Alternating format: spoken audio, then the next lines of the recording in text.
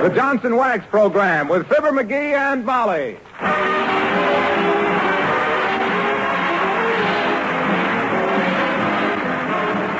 The makers of Johnson's Wax, Johnson's Carnew, and Johnson's Self-Polishing Glow Coat present Fibber, McGee, and Molly, written by Don Quinn, with music by the Kingsmen and Billy Mills Orchestra.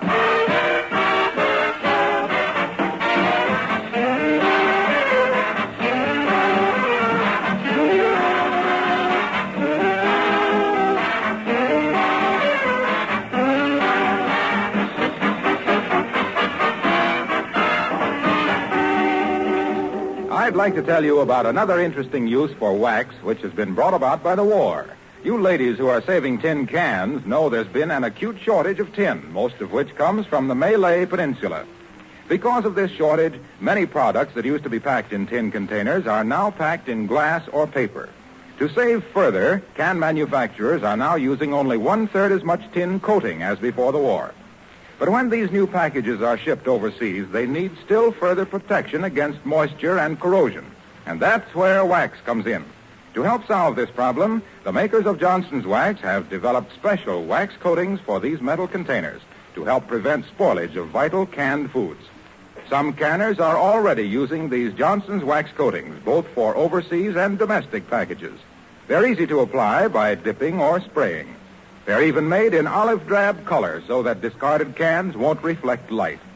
Any food canners interested may write for full details to S.C. Johnson & Son, Racine, Wisconsin, or Brantford, Canada.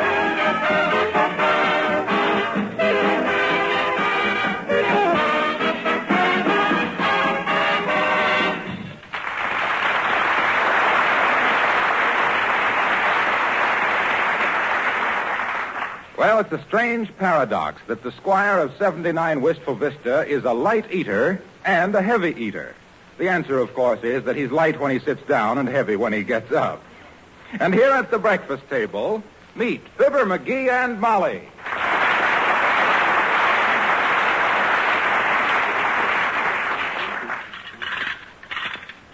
Fibber, McGee, strong and able, get your elbows off that table. Oh. Excuse me. Boy, was I hungry. These fall mornings sure put an edge on a guy's appetite.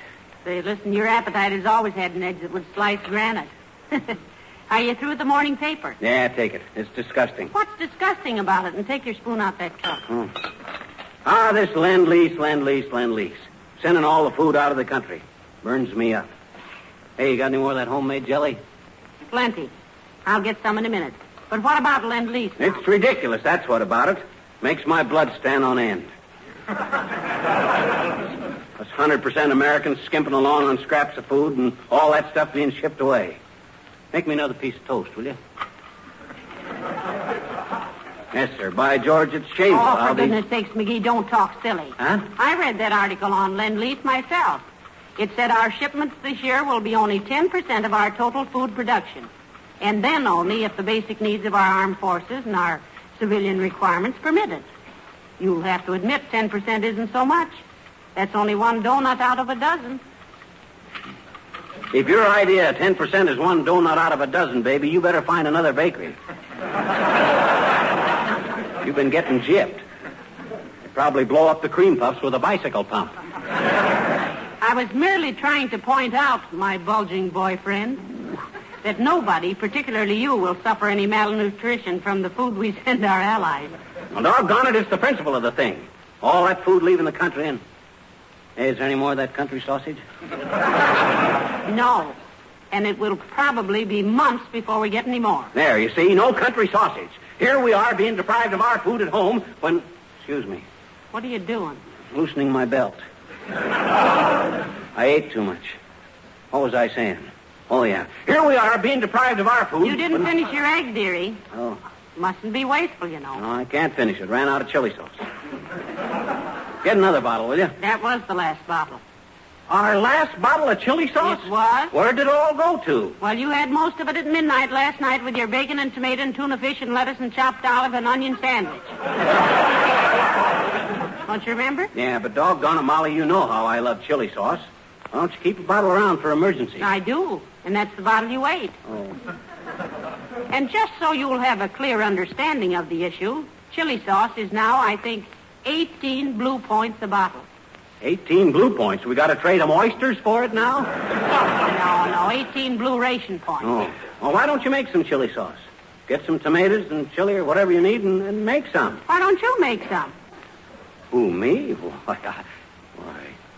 Well, now I'll just do that little thing, Mrs. McGee. Now, let me see. Where did I see a recipe for chili sauce? Oh, quit it, McGee. I was just kidding. Well, I'm not kidding. I'm calling your bluff, baby. I'm going to make some chili sauce. But, sweetheart... Don't get mushy with me. You can't switch me off by having your long eyelashes at me this time. How many tomatoes we got? About a dozen. Well, that ain't enough. Get some more. Get about a gross. How many is that, 4 dozen? That's 12 dozen. Perfect. That ought to make several bottles of chili sauce. Now, look, McGee, you don't know anything about how to make... Careful there. Is the American Army the best-fed army in the world? It is. And who cooks for them? Women? No, men. And do you remember that I was a mess sergeant in the last war? No. Were you really a mess sergeant?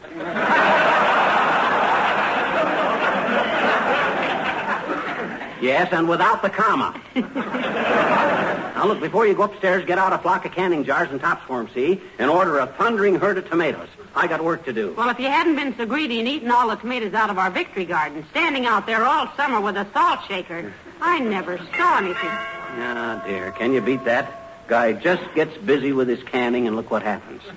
Come in. Oh, good morning, Dr. Gamble. Hello, Mrs. McGee. Hello, McGee. Hi, Doc. Take a chair. I like to see a declining physician in a reclining position. How long have you been married, Mrs. McGee? 25 years, Doctor. Why? 25 years. A quarter of a century of putting up with such foul whimsy as that. You're a wonderful woman. Trouble with you is, Doc, you haven't got any sense of humor. You wouldn't know a joke if it bit you in the leg. If one of your jokes ever bit me, McGee, I'd be too busy cauterizing it to laugh. Oh, I tell you, Dr. McGee has some wonderful jokes. You know, from when he used to be in vaudeville. Yeah, you betcha. Me and my partner, a guy by the name of Fred Nittany from Starved Rock, Illinois. We had some dynamite material. Opened in one, closed in the alley. Yes, sir. We had some good stuff. Like when I'd come on stage playing the harmonica without making any noise, and Fred would say, "What are you playing?" And I'd say, "Silent Night." And we both bust into a buck and wing waving our little American flags. Ah, boy, the audience used to kill themselves at us. I can understand it. The urge would be almost irresistible. Say, McGee, tell Dr. Gamble the one about when you'd say, "Is that clock right up there?" And then Mr. Nittany would say, "Yes, right up there." Tell him that one. Yes. Yes, do. Oh, sarcastic, eh? I don't know why I even talk to you, Doc. I shudder to think I ever let a dumb bunny like you spray my throat. Oh, McGee. You wouldn't know the difference between argyro and arsenic. In your case, I wouldn't be fussy. Now, please, Doctor. Doctor my clavicle. Why, you questionable quinine quarterback. You couldn't set a broken broom handle. You couldn't reduce the fever in a saucer of coffee with a cold north wind. You couldn't find the bone in a lamb chop. Oh, why, you insulting little ingrate. When I think of the times I've got out of bed to come over here and treat you for a bad case of gluttony, I have a good notion to kick a couple of incisors down your noisy, overgrown trachea. Oh, yeah? Well, if any incisors go down my trachea... What's a trachea? The windpipe. A windpipe, with you the most active organ in the body. If the Curtis Wright Company ever hires you, they can burn down their wind tunnel and still test clipper ships. Why, You are the gabbiest, loudest, shallowest specimen of the so-called human race that's ever been my ill fortune to come in contact with. And the only reason I came over here was to see if you want to go duck hunting tomorrow morning. Sure, what time? 6:30. I'll call for you. So long, Mr. Blake. Good day, Doctor. So long, kid.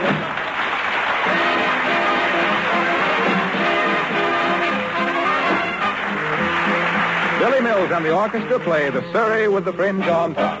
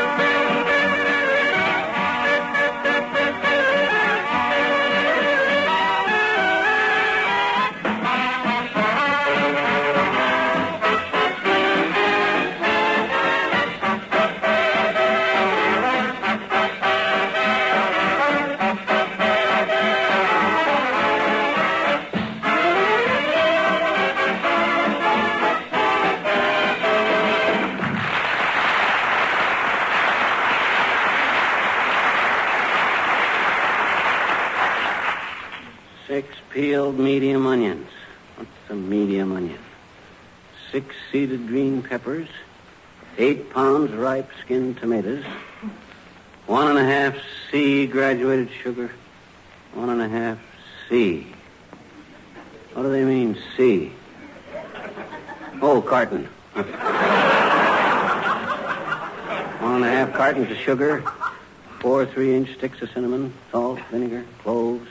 Hey, Molly, where's the hatchet? In the basement. What do you need the hatchet for? I got to chop some onions. Hey, let's trade at some other grocery. Why? Well, these people don't cooperate, that's why. The recipe for this chili sauce calls for some ripe skinned tomatoes. And they wouldn't send me any skinned tomatoes. Said I'd have to skin them myself. Independent as a hog on ice. Don't be ridiculous, dearie. No grocery sells skinned tomatoes. Oh, what kind of service is that? Next time we order butter, they'll likely send us some milk and tell us to churn it ourselves. Hi, George, I don't McGee, see... what's all this stuff on the shelf here? Where? Oh, those.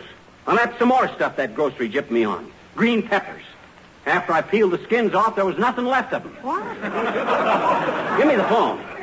I'll give that grocery a piece of my mind. But McGee, a green pepper isn't supposed to... Hello, operator. Give me Jimmy Sales Grocery on the Mert. Is that you, Mert? Oh, dear. How's every little thing, Mert? There's eh? What's a Mert?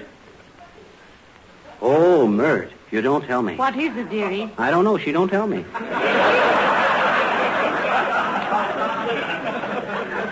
What's a Mert? Okay, I'll call later. Grocery phone is busy. Hey, take a sniff of that stuff I mixed up there. Don't that smell good? Shall I peel the onions? No, thanks. But you can stand in front of me while I do it if you want to. Why should I stand in front of you? Because when I peel onions, I always cry. And what's marriage for if you can't cry on each other's shoulders? Don't be silly. The way to peel onions without discomfort is to peel them underwater, you know. There's too many of them. I couldn't hold my breath that long. No, I'll just fix them here and get them. Hello, Molly.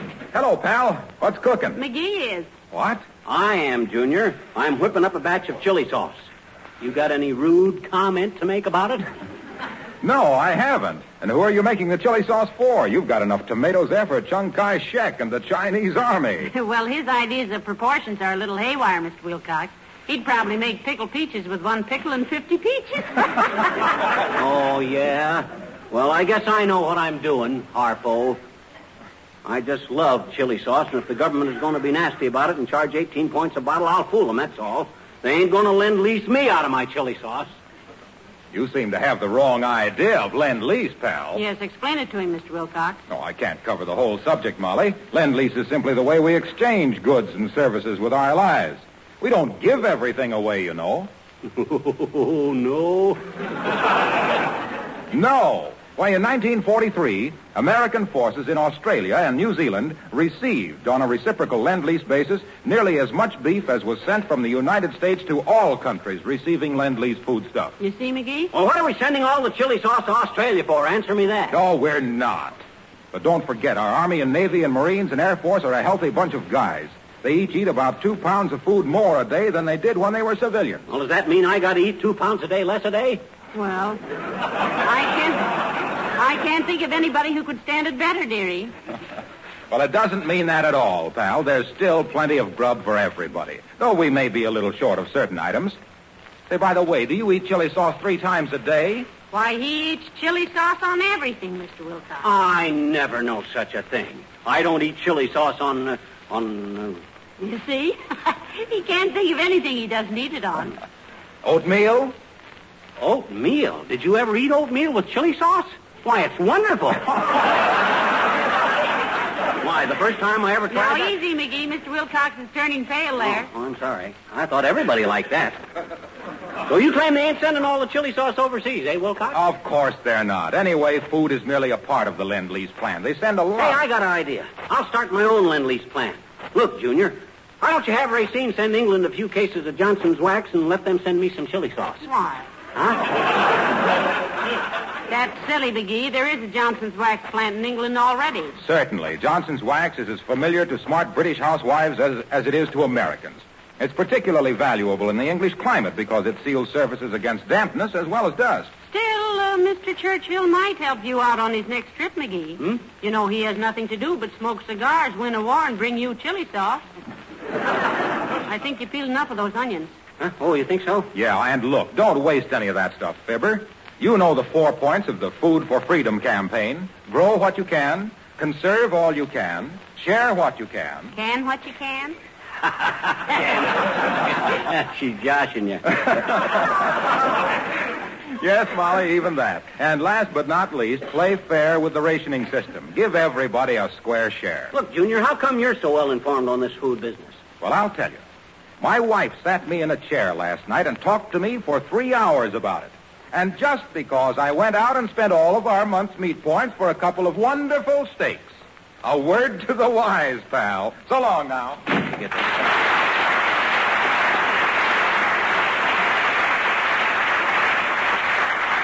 What do you mean that stuff, a word to the wise?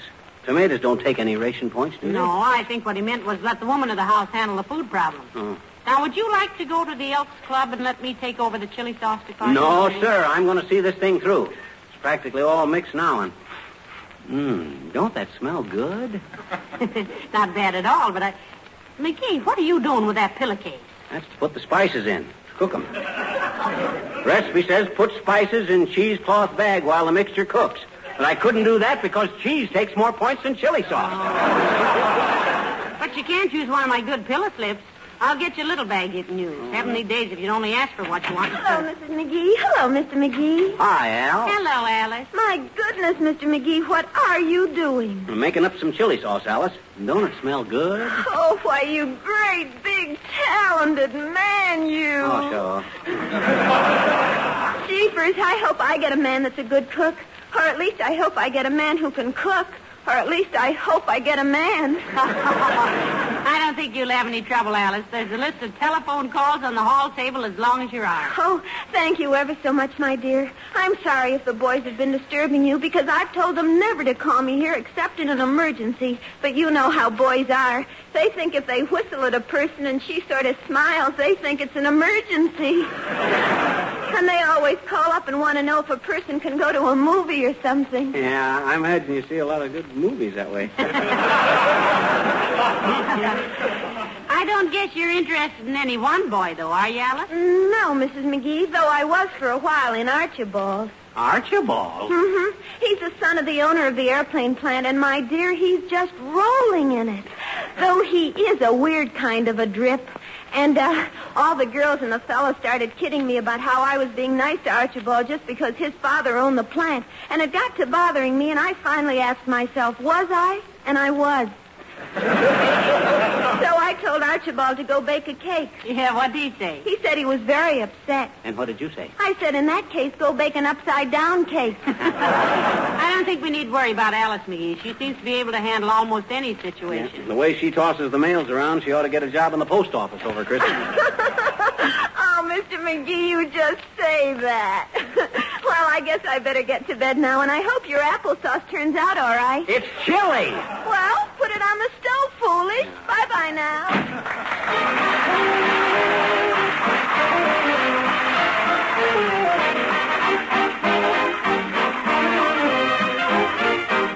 The King's Men singing Starwood Mountain. I've got a gal in the Starwood Mountains. Oh, diddle down, fiddle-I-day. She won't come and I won't call her. Oh, diddle down, fiddle-I-day. Roosters are crowing in the Starwood Mountains. Oh, diddle down, fiddle-I-day. So many pretty gals I can't count 'em. Oh, diddle down, fiddle-I-day. Big dogs bark and the little ones will bite ya. Oh, diddle down, fiddle-I-day. Big girls court and the little ones fight ya. Oh, diddle down, fiddle-I-day. My true love lives up in Ledger. Oh, diddle down, fiddle-I-day. She won't come and I won't fetch her. Oh, diddle down, fiddle-I-day. My true love lives over the river. Oh, down the fiddle come some of them days. A few more jumps and I'll be with her. Oh, down the fiddle come some of them days. I've got a gal at the head of the holler. Oh, down the fiddle come some of them days. She won't come and I won't follow her. Oh, down the fiddle come some of them days. I got a gal to the other side of the pasture. Oh, yum, diddly day. She won't come and I won't ask her. Oh, yum, diddly day. I just wrote her a lovesick letter. Ho-de-hum-diddly-day. If she wants to read her, she will have to come and get her. Ho-de-hum-diddly-day. Old man, I want your daughter. Ho-hum. She must take and carry me water.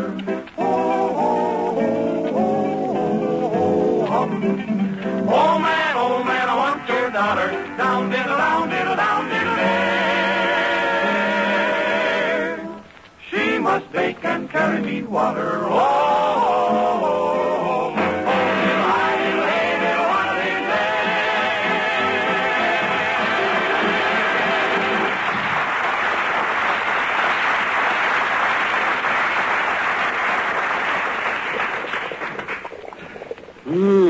Does that smell good? Don't it smell good, Molly? Haven't you cooked it about enough, dearie? I'd like to get lunch on that stove unless you prefer your macaroni cooked over an open fire in the backyard. Oh, I won't be very long now, 5 or 10 minutes, then I put it in the jars. Did you sterilize the jars? Sure I did, inside and out with rubbing alcohol. Hey, hand me another tomato. Why do you keep adding tomatoes? Well, because I keep forgetting how much salt and pepper and vinegar and stuff I put in, so to balance it up every time I put in anything, I toss in another tomato. Hey, you wanna finish this job, Molly? No. No, thanks, dearie. You're the Oscar of this Waldorf. Ah, come on. The work's all done. Gee whiz, I... Oh, hello there, Uncle Dennis. Hello, Molly, darling. And Fibber, what would you be doing now, lad? I'm mixing up a batch of chili sauce, Unc.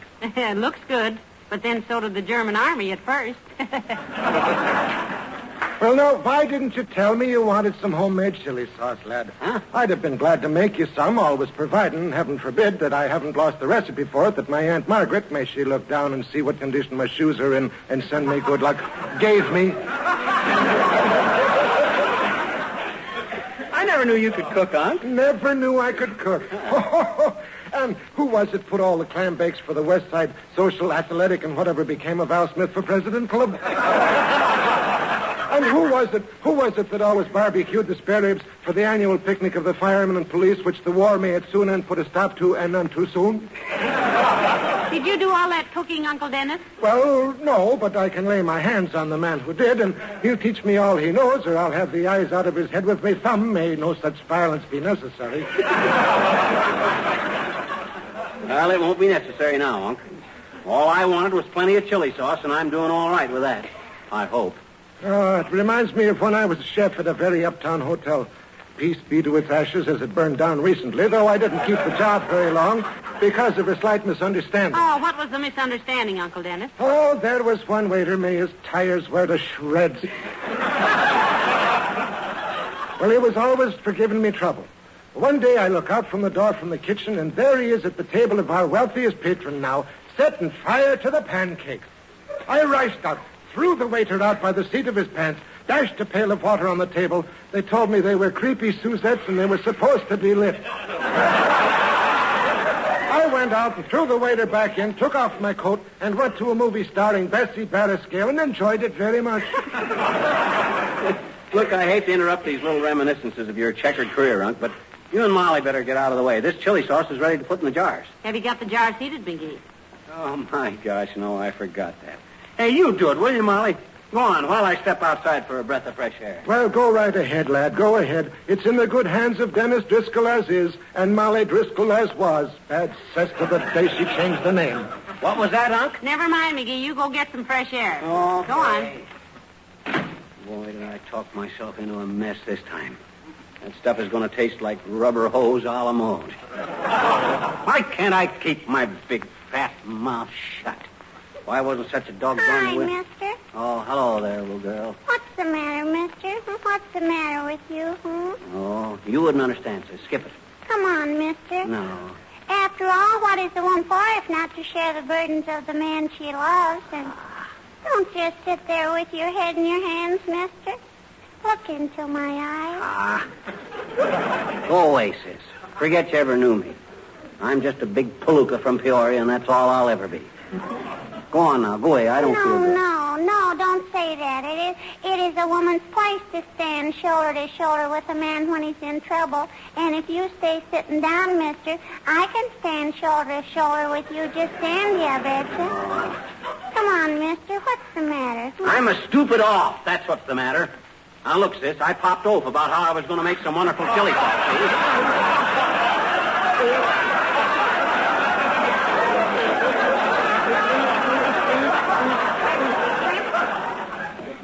So what does I do in my brilliant way? I lose the recipe. I forget how much of anything I put in and loused it all up. I've wasted enough food mixing up that batch of fly spray to ruin the National Food Program for 10 years. I'm practically a saboteur. I ought to be stood up against the wall. Now, Mr. Jiminy, it can't be that bad, I bet you. Oh, well, sure. You're a wonderful man, Mr. McGee. And you've been a good kid. And when I grow up, I want to marry a man just like you. Maybe not so gabby, maybe. How'd your chili sauce taste, Mr. McGee? I don't know. I didn't dare wait and see. Now I'm scared to go back. I've made such a big mouthful of myself. McGee, where are you? McGee, oh, there you are. Yeah. Uh-oh. Well, we tried your chili sauce, lad, and it's marvelous. McGee, it's really wonderful. And you knew it was, you rascal. Huh? Oh, you sneaked out here so we'd taste it. It was pretty good, huh? It's the sauce of the century, lad. Why, it's delicious. I take back everything I said. Oh, forget it. Well, when I tell you I know how to do something, I know what I'm talking about. Yes, sir. Come on, let's finish canning it. And we'll save the prettiest one for the state fair. The McGee chili sauce has never lost a blue ribbon yet. Yes, sir. By George, when I start out to do something. Oh, brother.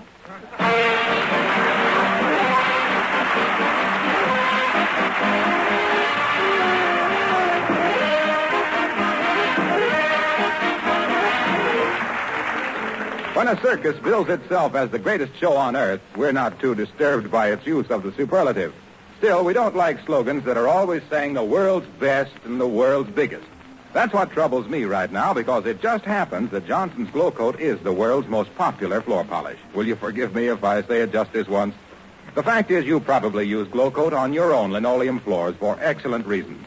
Not just because it keeps those floors sparkling and beautiful, not merely because it saves you hours of work, needs no rubbing or buffing, and not only because it makes your linoleum last 6 to 10 times longer. Not for just one of these reasons, but for a combination of all three is Glow Coat the most popular floor polish. Linoleum floors the world over are protected, beautified, and made to last longer by the regular use of Johnson's self-polishing Glow Coat.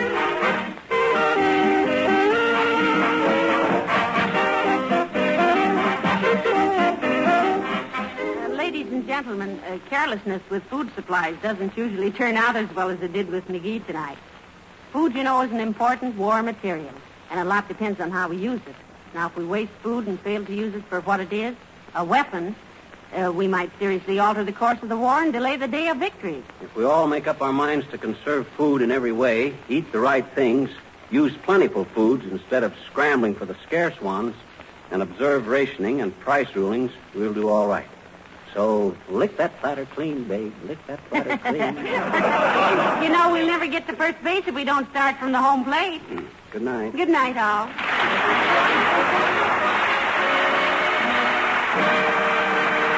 This is Harlow Wilcox speaking for the makers of Johnson Wax products for home and industry, inviting you all to join us again next Tuesday night. Good night. This program came to you from Hollywood.